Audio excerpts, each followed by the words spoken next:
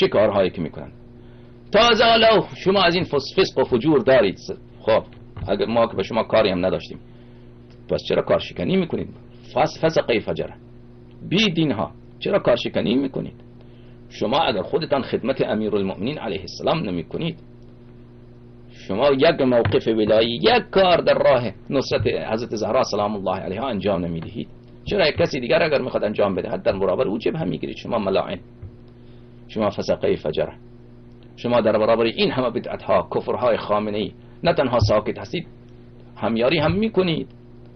میدانید که امروز مردم ایران از دین برگشته، علتش کیست؟ علتش خامنه ای و خمینیه و علتش سکوت علمای شیعه است. خود خامنه ای در سخنرانی‌های خود مکرر متذکر می شود که اگر این نظام سقوط بکند بزرگترین لطمه را روحانیت میخورد. کاملا این درسته، کاملا این درسته، چون روحانیت آمده گدای در خامنه ای شده، چون روحانیت آمده مانند سگ دم میزنه بر دربار خامنه